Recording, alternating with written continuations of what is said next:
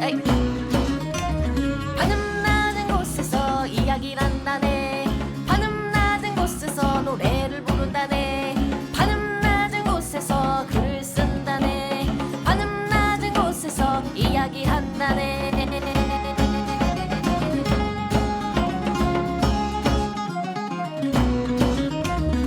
천원돌파이 플레이 597화 어제 뭐 봤어 71번째 편 시작하겠습니다. 저는 대중문화 칼럼니스트 강상준입니다. 와! 전두입니다. 정과장입니다. 자, 새해다. 와, 새해다. 새해 복 많이 받으세요. 그러게요. 새해 복 많이 받으시고. 너무 심하잖아 아저씨. 이 아저씨 아저씨. 진짜. 제가 어제 딱 본 게 있어서 그걸 먼저 하는 게 좋을 것 같아. 그러니까 어제 본 거는 뭐냐면은 제목은 정성을 다해 요리첩이라는 일드인데 그 쿠로키 하루가 이제 주연을 맡은 NHK 시대극이에요. 아, 시대극. 근데 이게 2017년에 8부작으로 완결이 됐다고 생각을 하고 있었고 이것도 이제 지난주인가 봤는데 네. 보니까 그 스페셜 편이 2편이 올라왔더라고. 그걸 이제 바로 어제 본 건데 네. 그 스페셜 편은 2년 텀이 있고 2019년에 2편을 방영을 했더라고. 그게 한 편이 한 30몇 분인데 이 스페셜 편은 한 편을 이제 그 2배로 해가지고 거의 한 반 정도로 만든 거지. 아무튼 내용은 시대 배경이 1800년대 초예요. 네. 그리고 쿠로키 하루가 하는 거는 요리집. 요리사야. 근데 여자 요리사인 거고. 셰프. 에도에 처음 와가지고 이제 그 카미카타라고 오사카 지역을 예전엔 그렇게 불렀대. 근데 그쪽에서 굉장히 큰 요리집을 하다가 거기 홍수가 나고 뭐 망하고 이래서 어렸을 때 고아가 됐는데 어느 요리집에 걷어 키워가지고 그 기술을 배웠는데 이제 에도에 와서 뭐 요리집을 운영을 하는 뭐 이런 이야기야. 근데 매화 제목이 이제 요리 이름으로 돼 있고 얘가 이제 그 소박한 어떤 음식을 하는 게 좀 주특기처럼 보이고 사람이 그 쿠로키 하루 알잖아. 생긴 것도 그렇고 되게 유약한 그런 캐릭터를 연기하는 건데 마찬가지예요. 그 캐릭터를 계속 그대로 유지를 해. 그리고 뭔가 만들어서 그 사람들의 이목을 끌고 뭐 이런 것들이 있어. 재미 포인트만 몇 개 짚자면은 첫 번째는 그러니까 그 오사카 문화와 에도 문화가 달라서 생기는 데에서 나오는 그 괴리. 그러니까 자기는 그 가다랑어 맛있는데 왜 사람들 안 먹지? 처음에 몰랐던 거야. 막 그 이빠이 했어. 안 먹어. 막 사람들이 이걸 누가 먹어 이래. 왜? 비리다고. 아니 그럼. 에도에서는 가을에 가다랑어는 뭐 고양이도 안 먹는다라는 말이 있을 정도로 안 친다는 거야. 근데 흔한가? 뭐 아니 그러니까 맛이 떨어진다라고 생각을 한다면 근데 오사카 지역에서 안 그런가 봐. 이제 그런 방식으로 만들어낸 어떤 문화적인 게 편견을 넘어서는 뭐 이런 것들로 구성한 편들이 좀 있고 그러면서 이 시대에도 무슨 요리집끼리 막 경쟁을 하는 거야. 어떤 출판사에서는 순위를 매겨서 막 공개를 해. 아 벌써 그때도? 거기도 막 소설가한테 막 출판사 무슨 사장이 찾아가서 제발 이런 이야기 써주세요 막 이렇게 하는 그런 것들이 나오는 거 보면 되게 활성화가 돼 있는 것처럼 나오고 그래서 결국은 마지막 화 정도에 가면 막 요리 대결도 하는 게 펼쳐지기도 해. 뭐 그런 방식으로 그 시대를 엿보는 게 굉장히 좀 좋았고 물론 그 요리도 너무 맛깔스럽게 나오고 이제 그런 방식으로 구성을 했고 또 하나의 포인트는 이제 그 연애 그러니까 끼어들 수밖에 없는 그런 상황. 이제 맨날 오는 그 손님 중에 2명이 중요한데 한 명은 좀 젊은 의사 얘를 좋아하는 것 같아. 근데 얘는 딱 보면 서브 남주 그 왜? 역할밖에 안 돼. 왜? 아 보면 알아. 왜냐면은 그 메인 남주가 있는데 항상 그런 거 있잖아. 꼭 가게 문 닫을 때 와서 술을 한 잔 시키고 하는데 이 원래 운영하는 사장님이 얘를 좀 좋아요. 왜냐면 약간 미식가야. 근데 정체를 모르겠어. 낭인 행색을 하고 오는데 그 입이 좀 험하고 얘한테 이제 막 그 처진 눈썹 막 이렇게 부르면서 그렇게 하는 사람인데 점점 이제 둘이 막 농담을 주고받으면서 좋아하게 되는 거지. 뭐 그런 방식으로 했는데 알고 보니 이 사람이 쇼군한테 가는 음식을 다 담당하는 그런 관리직 벼슬이 있는 사람이야. 그러니까 애초에 신분차가 있었던 거지. 그러네. 뭐 이런 걸 구분하는 그런 것도 이제 좀 재밌었고 그래서 파라를 가면은 사실 얘네들이 못 맺어질 게 너무 뻔한 그런 게 이제 다 보여. 하지만 서로 좋아하고 있어. 그러니까 약간 그런 느낌을 받았어요. 나츠메 소세키가 번역한 것 중에 참 다리 예쁘네요. 근데 거기 다 담겨 있는 것 같은 그런 느낌 있잖아. 얘네 둘도 그런 정도의 교감을 되게 충분히 했다고 생각을 했고 그런 게 되게 아름답게 그려지고 그리고 이 드라마가 좋은 거는 요즘에 사극을 보면 가끔 그런 느낌을 받는데 그냥 배경만 옛날이지. 아. 그 캐릭터는 그냥 현대적인 사고 방식을 가진 애들이 되게 많다라는 그렇지. 생각을 할 때가 있어. 이렇게 움직일 수 없는데 저 시대 때는 마치 주변인들만 옛날 사람이고 이 사람만 혼자 깨어 있어서 그런 것처럼 보일 때가 되게 많잖아. 안 그래. 지금 막 되게 오랜만에 6개월 만에 어떻게 만났어 그 남녀가 주인공이. 나 속으로 아 뽀뽀해. 하지만 그런 뽀뽀해 막 뽀뽀 타임이면 막 안 넘어간다. 그런 안에 거. 그런 게 없어. 다리 참 다리 참 예쁘네요. 예쁘다고 아니, 얘기하겠지. 아니 그런 것도 나중에 이루어져서 오히려 그게 더 애틋하면서 막 그리워하는 마음 막 북돋으면서 이제 마무리가 돼. 근데 이제 8화가 끝났을 때 중요한 어떤 것들이 이제 그런 방식으로 처리가 되는 거야. 이 여자 주인공이 어렸을 때 헤어진 소꿉친구가 있어. 여잔데 알고 보니까 그 동네 애도에서 제일 유명한 육각에서 오이란이 돼 있는 거야. 그러면 만날 수가 없어. 만날 수가 없는 거야. 왜냐면 어디 여자가 거기 육아에 가. 그리고 얘가 밖에 나갈 수도 없는 거야. 서로 그 그리워하는 감정으로 이렇게 딱 끝나는. 그래서 결코 그걸 넘어서지 않는 그 시대만의 어떤 사고 방식이랄까? 그런 것들이 그 약간 미시사랑 서민들의 어떤 그 생활 방식과 엮여서 되게 잘 표현이 돼 있어. 근데 스페셜화를 가니까 그거를 다 보여주는 거예요. 그러니까 나중에 그 남주인공이랑 어떻게 그 혼례 직전까지 가는 이런 상황. 근데 사실 신분을 넘어설 수 없는 그 공고한 벽이 있잖아. 뭐 이런 것 때문에 좌절당하고 뭐 이런 것까지 다 보여주는 거야. 좀 깼지. 그 두 번째 화에서는 그 오이란하고 결국은 만나나 했는데 이것도 아주 절묘하게 처리를 해.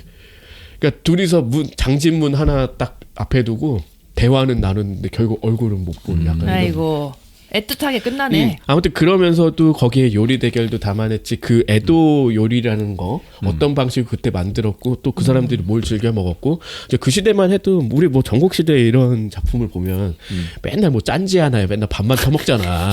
근데 여기는 먹을 게 되게 풍족한 걸로 이제 표현이 되더라고. 잘 사는데요. 오사카 자체가 에도요. 애도 도쿄니까 여기는 제일 풍족한 그치. 데고 오히려 그래서 그 아까 남주인공의 어머니 같은 경우는 이제 고향이 더 북쪽이었나 봐. 뎁사리 열매라고 있죠. 안 먹는 거. 근데 그거를 막 그리워하고 막 이런 것들이 이제 나오면서 이걸 먹을 기회가 없다는 거. 왜 먹을 게 너무 많은데 그걸 먹냐 이거지. 뭐 그런 안에서 이루어지는 시대극이라 요리도 곁들여지고 뭐 사랑 얘기도 있고 그래서 좀 재밌게 봤습니다. 추천하고 싶은 작품이었어요. 그러네. 재밌어 보이네. 시대 관련된 얘기하니까 제가 최근에 본 것도 그 시대 관련된 얘기가 조금 녹아 있어서 얹혀보자면 영화 보스턴 교살자 라고 해서 60년대에 연쇄살인 사건을 어떤 두 명의 여성 기자가 뒤쫓는 이야기거든요. 그거 디즈니 플러스에 있는 건가? 맞아요. 제가 예전에 한번 오늘의 여자 주인공이라고 소개한 적 있잖아요. 그것도 미국에서 70년대 연쇄살인범에 관련된 얘기를 다루고 있는데 여기는 이제 60년대예요. 60년대면 더 옛날이고 여자가 기자를 하면서 그거 사건을 추적한다는 것 자체가 되게 쉬운 일은 아닌데 그치. 그 뭐 차별도 있을 거고 이제 막 두려움도 있을 거고 여러 가지를 하면서 그런 시선에서 하나가 있고 두 번째는 뭐냐면 결국 신문에서 그런 어떤 연쇄살인 사건이다 라고 공표를 하게 된 것 때문에 얽혀가면서 더 사건들이 많이 일어나게 되는 것들도 있거든요. 그러니까 연쇄 사건이 뭐냐면은 여자가 다 교살을 당했는데 스타킹으로 나비 모양으로 매듭을 져놓는 거예요. 그러니까 그게 시그니처라는 거잖아. 네, 그러니까 그런 사건들이 계속 일어나는 거야 연달아서. 아 그러니까 선정적인 보도 때문에 그 카피캣들이 많이 생겼다 뭐 이런 느낌인가? 뭐 그런 거죠. 근데 그거를 그때 당시에는 모르고 처음에 키나 나이틀리가 주인공인데 원래 그냥 새 여성이 교살당했다는 걸 별개 사건으로 됐다가 얘가 조사해 보니까 다 나비 매듭이 있대. 그러니까 연쇄살인범이야. 라고 해가지고 원래는 뭐 생활부 해가지고 토스트 무슨 리뷰 쓰고 뭐 이러는 기자였는데 얘가 이제 기사를 쓰게 되고 그러면서 이제 뭐 사건이 더 생기고 이러면서 실제로 있었던 얘기라고 하더라고요. 또 실화야? 보스턴에서. 실화야. 또. 네, 또 실화라고 하더라고요. 그 저는 이건 못 봤고 그리고 출비에서 봤어. 아, 그래요? 전체적으로 색감도 되게 신경을 많이 써가지고 채도를 엄청 낮추고 나오거든요. 옛날 느낌 나게 세피아톤 뭐 이런 것도 네, 있어. 완전 그렇게 써가지고 나오고. 그런 거 좀 재밌지. 그래서 사실 요즘에 이제 그 여성 차별에 대한 얘기들을 이런 식으로 많이 녹여가지고 나온 영화들이 많은 것 같아요. 근데 그러면서 할 수 있는 얘기들이 좀 많아서 이런 작품도 좀 많이 봤으면 좋겠다는 생각에 추천합니다. 아까 정성을 다해 요리첩도 당연히 여주인공이잖아.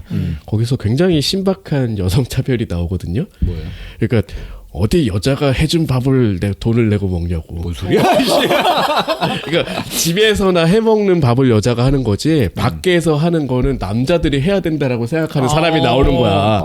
이제 그 편견을 깨는 것도 되게 주요한 뭐 드라마의 포인트가 되기도 하는데 그걸 듣고 되게 야 신기하다라는 생각이 우리 식으로 생각하면은 남자가 어디 부엌에 들어 이건데 어디 남자가 해준 밥이 아니면 돈 내고 먹을 수가 없다면서 그래서 이렇게 가짜로 뭐 카게무샤처럼 얘가 여주인공이 만들었는데 다른 요리는 막 앞에 앞세우다가 걸리고 이런 것도 나오거든. 아 여기서도 약간 이 그런 느낌이 있네. 보스턴 교살자에서도 결국 처음에는 막 여자가 무슨 뭐 이런 기사를 담당해 너는 생활 쪽이나 해 했는데 결국 이게 뜨잖아요. 그치. 그러니까 아예 전면에 이 여자 기자들 사진까지 넣거든요.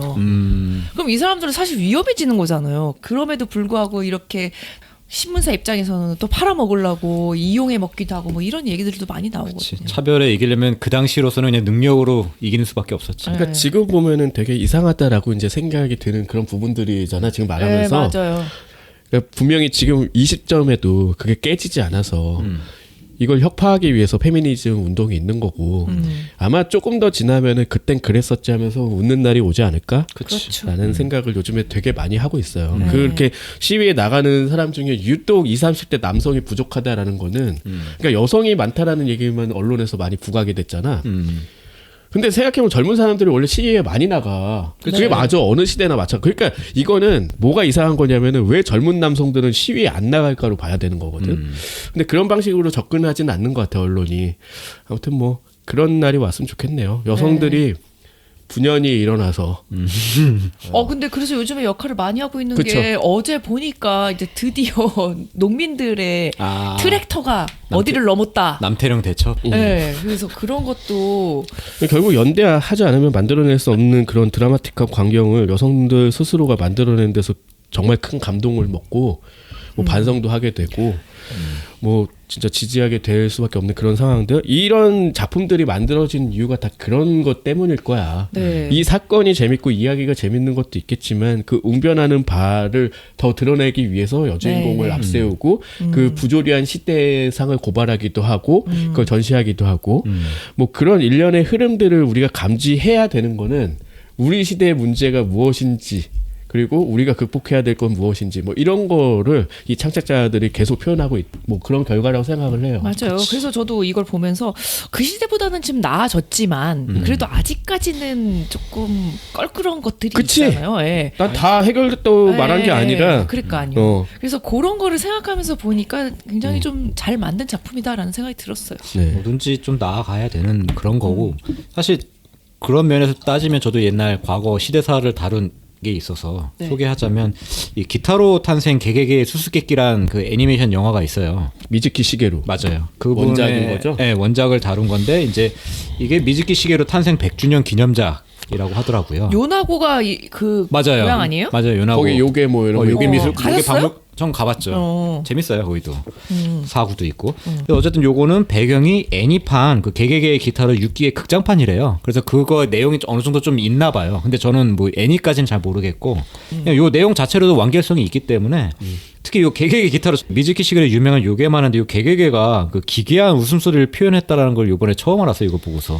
개개개개개개개개 막 이렇게. 저는 만화책 이것도 다 가지고 있어서 옛날에 다 봤지. 지금도 가지고 있는데 사실 지금 보면 아동용이야. 그렇지. 아동용이지. 아동용인데 그래도 이 일본 요괴를 좀 대중화해서 알린 사람이기도 하고 이 미즈키 시게루를 주연으로 삼은 그러니까 이 사람 모델로 한 드라마도 아, 되게 그래요? 떴었거든요. 이분이 한 팔이 없으셔. 아, 그래요? 그리고 전쟁도 참여 벌써 맞아요. 100주년이잖아. 와. 90몇까지 사셨다니까 이 양반은. 이 안에도 그 내용이 나오더라고. 아니, 그러니까 심지어 그 주인공이 2명인데 한 명이 미즈키야. 그리고 자기를 내세운 건가? 오너케야? 이게 이제 100주년 기념작이니까 약간 좀 드러나게 그러게. 하려고 한 것 아. 같아. 심지어 그리고 원작에도 그러니까 원래 있는 애니판에도 이런 배경이 있는지 모르겠는데 이 미즈키의 배경은 그 태평양 전쟁 때 갔다가 그 자살 특공대로 이렇게 썼다가 우연히 살아남은 사람인 거예요. 근데 약간 그 고질라 마이너스 원 같은 느낌. 고질라도 있고 그 전원 옥세아라 딱 그 배경인 거죠. 그 미즈키 시게루 만화. 예, 예. 그러니까 여기서 옥새라는 건 그거잖아. 이게 사실 쓰면 안 돼. 그치. 옥새랑 쇠를 헷갈려서 쓰는 분들이 가끔 있는데 옥새라는 건 옥처럼 부서져라. 그렇지. 너네 다 자살해 이 얘기거든. 카미가제. 아니 카미가제는 전쟁에 패배했으니까 돌아가지 말고 죽어라 이거야. 되게 웃긴 게 그러니까 옥새를 쓸 일이 없어 우리는. 그치. 그러니까 잘못 쓰면 안 된다. 궁극주의적인 되게 발상이고 여기서 미즈키가 그래서 가끔 옛날을 회상하는 장면이 나오는데 그 장교가 니네 전원 이제 뭐라 그래 아주 천황의 어쩌고 은혜 보답하기 위해 전원 돌격해서 우리는 살아남으면 안 된다 이런 명령을 내려. 그리고 자긴 빠져. 자긴 또 살아? 병들이 왜 같이 안 가냐고 하니까 자기는 보고해야 될 의무가 있다. 그런 얘기를 하는 거야. 그래서 뭔가 삐딱한 그런 시선이 나올 수밖에 없는. 그러니까 일본 이 제국주의 그 전투를 묘사하는 거 보면은 얘네들이 진짜 끔찍한 부대였다는 게 드러나잖아요. 그치. 골든 카무이 보면은 그 깃발 들고 앞에 뛰는 애가 있잖아. 죽으라는 거지. 죽으라는 건데 이게 지금 선동하는 거잖아. 얘가 앞서서 용기 있게 뛰어나가지 않으면은 거기서 아무도 안 나갈 테니까 그런 거잖아. 이거 얼마나 잔인해. 그러니까. 전쟁 자체의 잔인함도 있지만 그 발상이 너무 끔찍해서 아무튼 그런 것도 있었죠. 그런데 내용 자체는 또 좀 재밌는 게 전후 배경으로 해요. 1950년대. 그래서 뭐 류가 일족이라는 데가 지배하는 마을에 가서 폐쇄적인 마을이야. 여기 왜 가냐? 미즈키라는 애가 이제 혈액 제재 은행에서 일하는데 류가 제약이라는 곳에서만 만드는 무슨 그 약이 있는데 그 원액을 아무도 그 정체를 알 수가 없대. 네. 요번에 근데 거기 당주가 죽었으니 가서 좋은 관계 만들러 너 가라 해서 영업사원 간 거야 얘는. 그리고 여기서 한 명을 만나는데 그게 이제 기타로의 그 누나할아버지. 걔 원래 사람일 때 모습 나오는 거예요 이게. 그러니까 기타로가 늘 같이 다니는 아버지. 눈알 모양의 눈알에 팔다리 달린 약간 멀쩡해. 여기서는 멀쩡해. 걔 같이 다니면 맨날 기타로한테 조언하고 막 그런 그렇지. 아버지 있거든. 눈알에 팔 달렸으면 마이크 아니야? 아니 누나를 말고 몸체가 몸이 완벽하다고. 어쨌든 근데 그 양반 여기 왜 왔냐? 자기 그 잃어버린 아내가 여기 있다는 소문을 듣고 온 거야. 그래서 둘이 우연히 만나서 이제 친구가 돼. 그러면서 여기에 이제 음모가 숨어 있다라는 거 파헤치는 건데 여기서 이제 연쇄살인 사건이 벌어져요. 미스터리가 또 가미가 되네요. 그리고 무슨 추리 소설도 많이 있다고 하는데 이런 배경에 그 폐쇄된 공간에 혈족이 있는데 그 안에 혈족의 주요 인물들이 하나 둘씩 막 죽어 자빠지는 거지. 그러면서 자빠졌고 어때 죽어. 그래가지고 그게 누가 죽였는지를 찾아내는 거 그런 것도 하나 목적이 있고 각자 이제 목적이 있는 거지. 미즈키는 이제 그 혈액 제재를 찾고자 거기 사장이 있는데 걔가 의뢰한 걸 해결하려고 간 거고 요 유령족인 이제 누나 아버지는 자기의 잃어버린 아내를 찾으러 가는 거고. 그래가지고 이게 다양한 이제 요괴도 나오고 주술사도 나오고 하면서 막 싸우는데 액션 씬이 생각보다 잘 뽑았더라고요. 예, 몇 년도 작품이에요? 이게 올해 나왔을걸요 이게? 하긴 100주년인데 뭐. 네. 생각보다 그래서 좀 낡은 느낌이 안 들고 굉장히 이제 세련된 느낌. 뭐 요즘 만들었으면. 그리고 굉장히 선정적인 내용도 많이 나오고 폐쇄된 혈족이니까 뭐 그 안에서 상관 뭐 이런 게 그런 것도 나오는구나. 나오고 막 다 나오는 거지. 뭐 사람도 죽이고 자빠지고 막. 그 무만 좀 자빠져. 그래서 그 되게 이제 미즈키 시게루의 100주년 기념전답게 굉장히 이제 현실 비판적이고 당시에 그 일본 그 군국주의 그 제국 시대를 비판하는 시선이 녹아져 있는 작품이다. 재밌게 볼 수 있다. 저는 그러면은 현대로 와서 이 여고생들이 즐겁게 뛰노는 애니메이션 울려라 유포니엄. 이것도 제목은 본 것 같다. 그러니까 저는 제목만 알았는데 이게 보니까 3기까지 나온 거야. 아 진짜? 그래서 뭐가 이렇게까지 나올 건가? 그러니까. 그래서 봤어요. 근데 3기까지 다 보진 못하고 1기는 다 봤어. 그러니까 내용이 뭐냐면은 여기 안에 다 있는데 유포니엄이 뭐라고 생각해요? 저는 울려? 얘기를 해줘가지고 음악 알아. 아닌가? 음악 영화? 아니 음악 애니? 악기 이름이야. 악기. 진짜? 악기 이름이야. 그래서 이 애니메이션은 그 고등학교 취조학부라고 하지. 우리 식으로는 이제 관현악단, 관현악부 뭐 이렇게 네. 하는데 취조학부에서 유포니엄 악기를 연주하는 주인공이 있고 이제 나머지 그 한 6, 70명 돼. 그 부가 전국대회에 나가게 그냥 노력하는 그런 얘기를 다루고 있어. 근데 다들 이제 그 부에 뭐 남녀 공학이긴 한데 남자가 별로 없고 뭐 취조학부니까 그러겠지. 그리고 이제 선생이 되게 예의 바르고 깍듯하고 잘생기고 이런 사람인데 되게 깐깐하게 하면서 애들을 조련하면서 전국으로 나가는 뭐 이런 얘기야. 그러니까 너는 뭐가 안 되고 막 경쟁시키고 뭐 같이 뭐 이런 방식이 굉장히 재밌게 펼쳐지긴 해요. 근데 제가 제일 재밌는 거는 역시나 그거야. 진짜 제가 제일 동경하는 거긴 한데 고등학교는 이래야 된다라는 그런 마음가짐. 그러니까 얘네들이 정말 최선을 다하거든요. 여름방학인데 매일 모여서 합주하고 뭘 더 만회하기 위해서 어떻게 더 노력하고 이런 것들이 막 보여요. 근데 중간에 이제 그런 것도 있지. 나는 입시 준비할 거야. 이러면서 이제 중간에 나가는 애들도 있는 거지. 그치. 그럴 근데 수밖에 이걸 없지. 뛰어넘어서 그럼 얘네들이 대학을 이걸로 가나? 아니에요. 당연히 아니지. 이게 이제 그 부카스라고 해서 이제 부활동이잖아요. 그냥 동아리 활동일 뿐이야. 근데 우리가 일본 하면 떠올리는 그런 거잖아요. 근데 이런 게 너무 잘 돼 있으니까 그런 거를 굉장히 부러워할 수밖에 없는 거야. 맞아요. 볼 때마다 이것도 너무 좋았던 게 이 젊은 청춘들이 그걸 모여서 땀 흘려서 그 순간 최고의 하모니를 만들기 위해서 진짜 노력을 하는 게 막 담겨 있어. 네. 여기서 사람이 얻는 게 얼마나 많을까라는 생각이 드는 거지. 이번에도 그래서 당연히 그러니까 항상 얘기하는 게 그러니까 야구를 그렇게 열심히 했는데 고등학교 때까지 하고 그만하면은 너무 슬프지 않을까? 물론 슬프겠지만 그 사람들이 말하는 걸 들어보면 나 고등학교 때 야구했었어 이런 거야. 그걸 가지고 그 어떤 그때 노력했던 그 피땀 흘린 그 순간을 기억하면서 하는 거. 근데 우리는 그런 게 없잖아요. 우리는 부활동이라는 거 자체가 거의 없잖아. 그러니까 결국은 뭐 문화예술이나 체육이나 이런 데 투자하는 그 시간을 전부 공부에 투자해서 만들어진 게 윤석열이라고.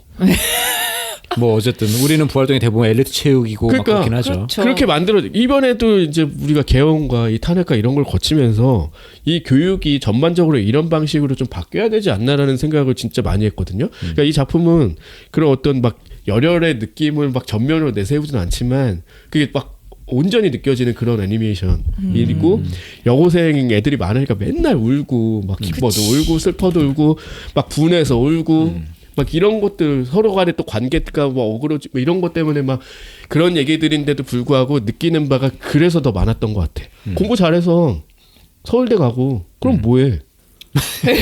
민주주의 다 깨부시고. 근데 저도 예전에 그러니까 이런 방식으로 교육이 대대적으로 바뀌지 않으면 네. 지금께 다 아무것도 아닐 것 같다라는 생각이 정말 많이 들었고 그래서 생활체육을 하든 이렇게 악기를 연주하든 또 다른 어떤 뭔가를 하든 그거를 진짜 강제할 수 있는 방향으로 대대적으로 바뀌어야 되지 않나라는 생각을 다시 한번 했고 그게 이번 어떤 사태를 우리가 모두 겪으면서 진짜 중요한 걸 놓치고 있다는 생각을 많이 했어요. 그래서 이 작품과 좀 결이 다른 얘기를 많이 했지만 이 부카치 안에 담긴 게 단순히 그 안에서 막 연애도 하고 뭐도 하고 이런 데만 있는 건 아니라는 거지.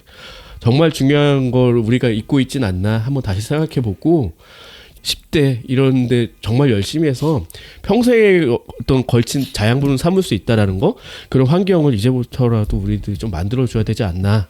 청춘을 일깨워주는 애니다. 그렇죠. 그래서 하나만- 청춘이라는 거를 정말 푸르른 한때를 만들어줘야 될 것 같아. 저도 그 예전에 일본어 한참 열심히 공부할 때 이제 학원에 다녔는데 이제 원어민 강사가 이제 하잖아요. 그래서 뭐 이렇게 얘기를 하다가 그럼 고등학교 때 부카치를 뭐 했냐라고 물어보는 거예요.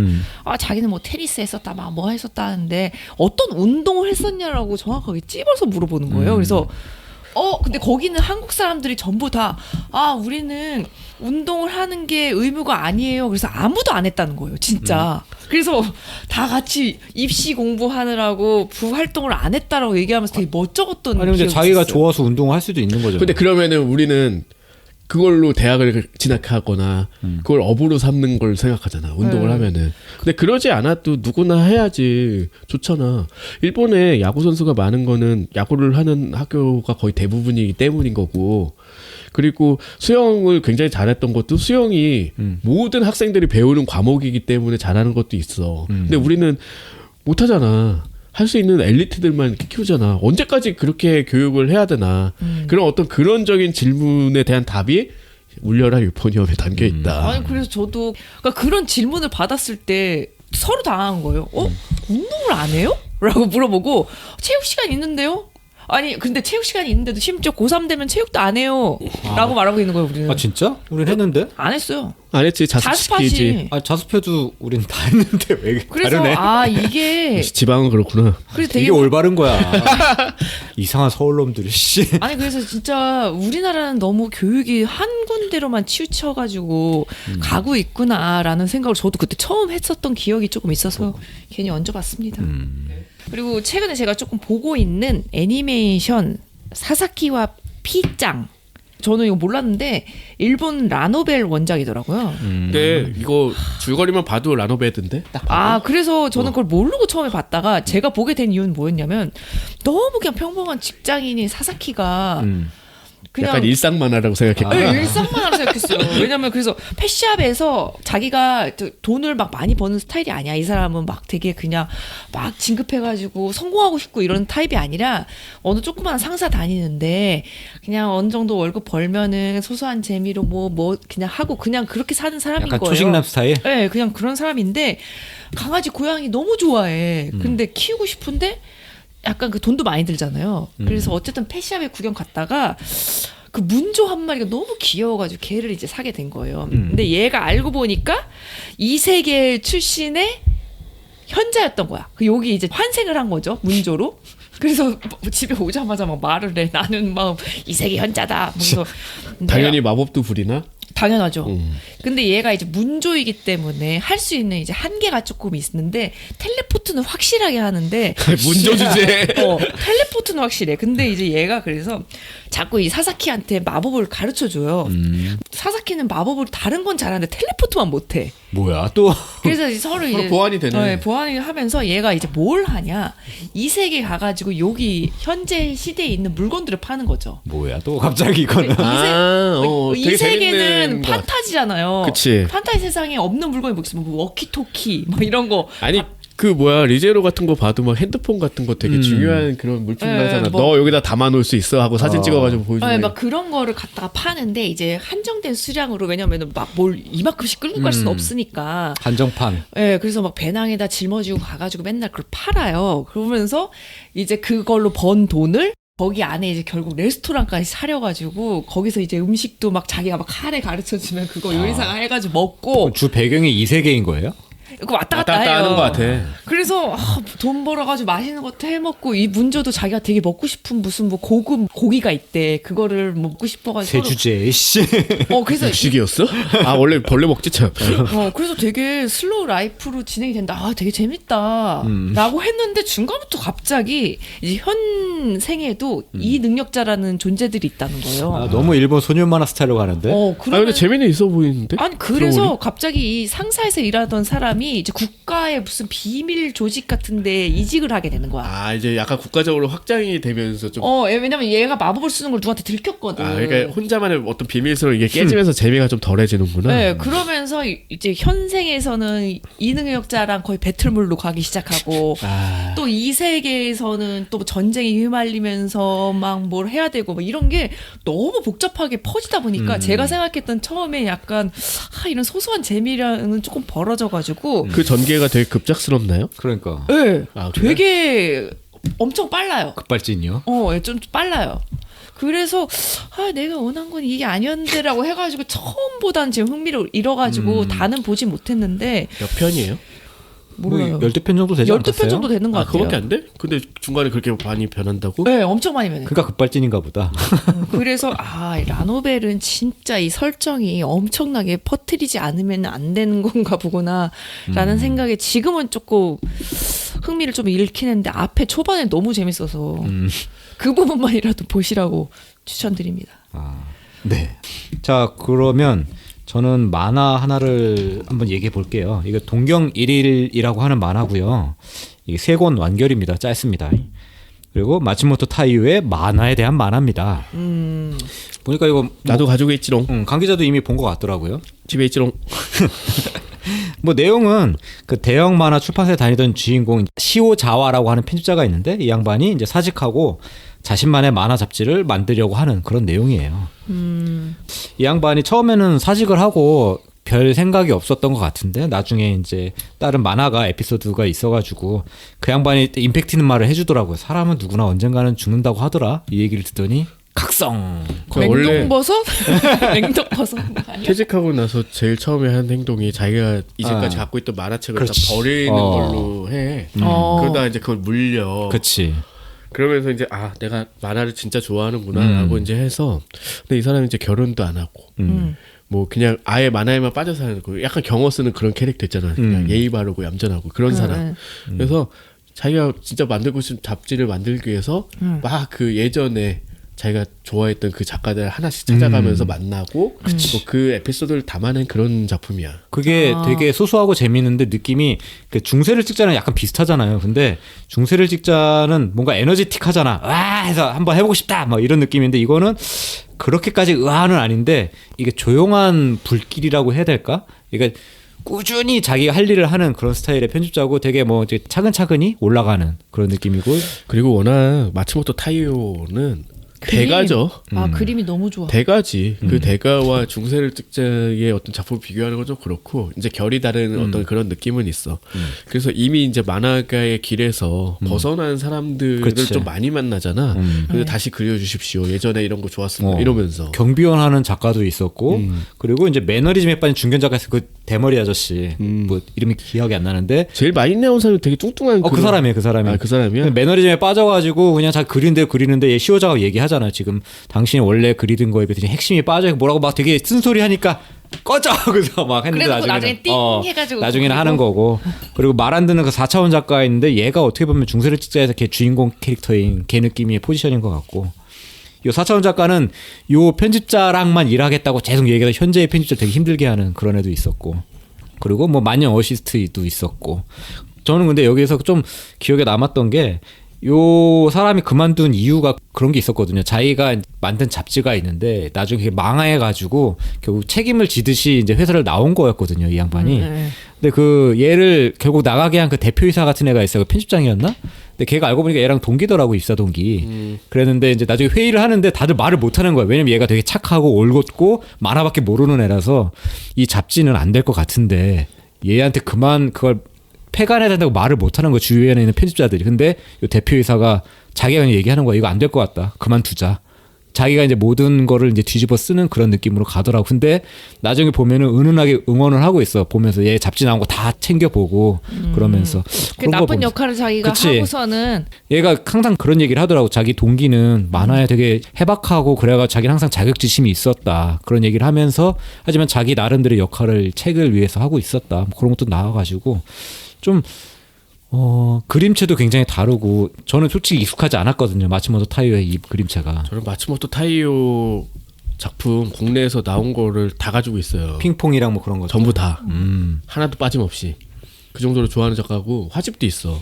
일본 가서 우연히 발견하고 바로 샀는데 그 정도로 좋아하는 어떤 그림체고 내용도 사실은 그렇게 핑퐁이 가장 뭐라고 해야 될까 활기가 넘치는 그런 느낌이지 전반적으로는 그냥 쭉 그냥 직선을 긋는 듯한 그런 느낌의 이야기를 하는데도 빠져들 수밖에 없게 만드는 거야. 왜냐면 그 안에 드라마가 있어. 늘.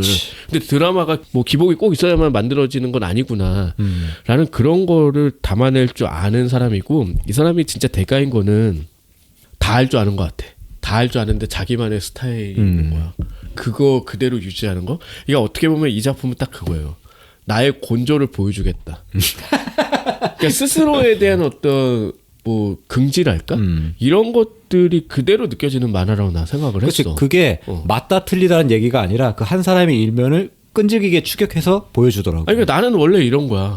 그리고 너는 이런 사람이 있고, 그리고 이 사람은 이런 거고. 근데 원래 잡지라는 게 그렇고, 책이라는 게 그렇고, 뭐 세상 모든 어떤 만들어진 창작품이 마찬가지겠지만, 진짜 여러 사람들의 손을 빌려서 만들어야 되잖아요. 네. 이제 그런 거에 나는 그래도 내 방식대로 만들겠어.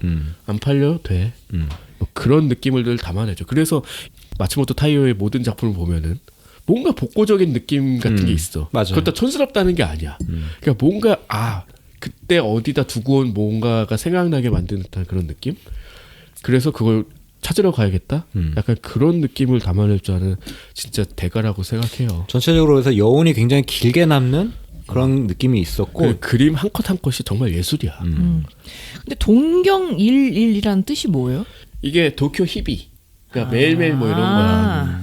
도쿄의 매일매일. 그쵸. 그럼 그렇게 차라리 번역을 했으면 더 좋았겠다. 근데 원제가 히비더라고. 뭐 그 좀 약간 동경 11 하니까 느낌이. 굉장히 좀 어른의 만화라는 생각이 들었어요. 이거는. 그러니까 늘 이렇게 내주면 진짜 고마우면서 사게 되거든요. 너무 훌륭하니까. 아무튼 그런 작가. 근데 이거를 낯설어 하는 사람들 입장에서는 조금 다가서기 힘들 수도 있겠다 그 생각은 들었어요.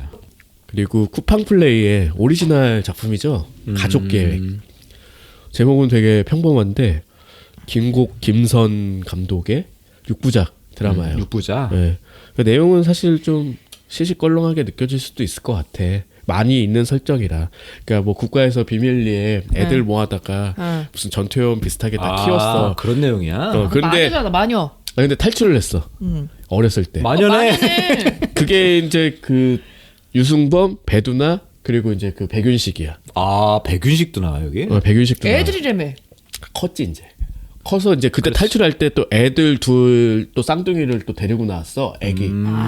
그래서 지금은 자식처럼 키워서 이 5가족이 현재 얘네 애들이 고등학생이 된 상태에서 시작을 해요. 근데 얘네들은 이제 비밀이 있고 감춰야 되고 뭐 이런 거고 주변에는 연쇄살인마가 있는 것 같아. 그런 거랑 얘네들이 우연찮게 엮이게 되면서 시작을 하는 얘기거든요. 그래서 초반에는 되게 흥미롭다. 왜냐면은 얘네들은 잘 몰라 가족이. 근데 뭔가 비밀이 있어. 유승범 엄청 잘 싸워. 그리고 배두나가 조금 웃기는 캐릭터인 게 무슨 능력이 있는데? 브레인 해킹. 그러니까 처음에는 막 고문하는 걸로 나와요. 그러니까 사람을 묶고 납치해서 잡아둔 다음에 막 허벅지에 살을 떼내고 막 뭐야? 자르고 막 이런 걸로 보이는데 나중에 카메라를 찍은 거를 보면은 아니야. 뭔가 약물을 주입하고 얘를 세뇌시키는 거야. 그럼 진짜로 허벅지에 살을 떼낸 게 아니네. 아닌데도 얘는 그게 떼내졌다고 생각을 하게 만들 정도로 능력자로 나오는데 그게 사실은 합리적으로 이해는 안 되는 부분이지. 그치. 근데 그게 이제 작동하는 방식이 그냥 바로 딱 치면서 주먹하면 바로 시작이 되는 약간 그런 거의 초능력에 가까운 그러네. 능력을 이제 거기서 배워온 건데 이제 탈옥을 한 거야. 그래서 이제 인간 세계에서 그 탈옥한 2명 이제 부부가 되고 애들 키우면서 그 아버지 백윤식 모시고 이제 동물병원을 운영하면서 살고 있는데 우연찮게 이사를 가는 날에 이제 어떤 차가 일부러 사고를 낸 것 같은 느낌인데 걔가 이제 연쇄살인범이었고 얘를 납치하고 이렇게 시작을 해요. 뭐야? 재밌잖아요. 이것만으로. 급발진하네. 근데 중간에 어떤 방식으로 확장이 되냐면은 그러니까 이사를 자꾸 오는 게 그 애들이 자꾸 사고를 쳐. 얘도 싸움을 잘해. 여자애도 무슨 모델인 것 같은데 뭐 그래가지고 이제 뭐 그런 것도 있고 엄마가 맨날 해결해줄게 하고 학교에 있는 애들 데려오면은 거의 악의 축이야. 그러니까 요즘 딥페이크 이런 거 엄청 얘기 많이 나오는데 이제 그거를 소재로 다루기도 해요. 학교에서 이제 여자애들 사진 찍어서 막 그런 방식 만들어서 유포하고 돈 뜯어내고 어디 진짜 팔아먹기도 하고 이런 방식이야. 근데 그것만으로도 되게 끔찍하다고 생각했는데 5화까지밖에 안 나왔거든요 아직. 그러니까 이 방송이 나갈 때쯤은 다 나왔겠지만 하나가 남았는데 그 연쇄살인범 이상의 더 큰 악이 진짜 곳곳에 도사리고 있고 이 가족과 계속 엮여가는 그런 이야기예요. 근데 이게 점점 좀 너무 막 나가는 거 아니야 싶을 정도로. 그러니까 이거는 어떤 고문이나 폭행이나 그런 폭력 같은 그런 얘기가 아니라 살인범보다 더 안 좋은 악이 있다. 그런 애들이 이제 계속 생기면서 그 폭행 이상의 걸로 계속 흘러가는데 육화가 그래서 처음에 딱 봐도 제가 나쁜 놈이라는 거 흑막이다라는 걸 알 수가 있지만 그 방식이 약간은 우화적으로 좀 표현이 되는 것 같아서 나는 그런 건 조금 아쉽다는 생각이 들었어. 아직 모르잖아요. 모르지. 근데 그 전개 방식이 좀 그래. 그러니까 얘가 이제 그 브레인 해킹을 하기 위해서 세뇌시키는 그 작동 방식도 약간 되게 단순하게 처리를 했다고 했잖아요. 주목하면 그냥 끝이거든. 뭐 그런 점들이 마지막에 어떻게 마무리될까 지금은 꽤나 궁금한 그런 작품이에요. 어쨌든 엄청 잔인하고 엄청 잔인한 거 파격적이고. 좋아하잖아. 장르문. 그 양반이 나와 그 스위트홈에 그 개 데리고 다니는 아줌마 있지? 그분. 그 생각보다 굉장히 어린 분. 동생분. 이름이 되게 흔한 이름이었는데. 굉장히 어려. 네. 현유미 뭐 이런 이름이었던 것 같은데. 그 양반도 거의 절대악 느낌으로 나오고 그러니까 이런 거예요. 거의 매화 약간 이런 느낌이야. 막 쌓아가 고구마야. 근데 마지막에 사이다 시원하게 풀어넣는 약간 그런 방식으로 구성된 작품인데 근데 이게 뭐 어떤 기관이 있어서 탈옥해서 뭔가 능력이 있는 사람이 그냥 피해 다니면서 사는 어떤 가족 이 설정이 조금 진부한데 풀어나가는 방식이 재밌다라고 했지만 되게 막 나간다. 약간 분방하다를 넘어서 방만하다라는 느낌까지 좀 가긴 하더라고. 그래서 마무리까지는 보고 나서 평가를 하고 싶은데 초반보다는 저의 그 평가는 신선하다에서 조금 많이 나왔다. 떨어진 듯한 느낌. 이 정도까지 나가? 얼마나 큰 이야기를 구사한 거지? 약간 그런 느낌이랄까.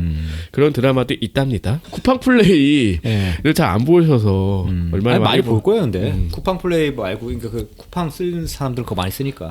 그래서 뭐 그냥 요 작품이 지금 역대 쿠팡에서 제일 잘 된. 아 그래요? 아니 그리고 이런 작품이라고 오리지널이 하더라고. 많지 않았으니까 쿠팡 플레이가. 아 그래도 있었잖아. 소년시대라고. 그거 웨이브 아니었나 그거? 아니야 쿠팡이야. 그건 좀 유명했죠. 임시완 나오고. 근데 그게 제일 잘 됐었다고 하는데 이제 그걸 넘어설 정도 계속 메일이 와 보도 메일이 이번에도 뭐 한 번 더 경신했다 뭐 이런 거 있지 뛰어넘었다 뭐 이러면서 그래서 가족 계획은 좀 흥미롭게 볼 수 있고 나는 6부작인 게 제일 마음에 들어.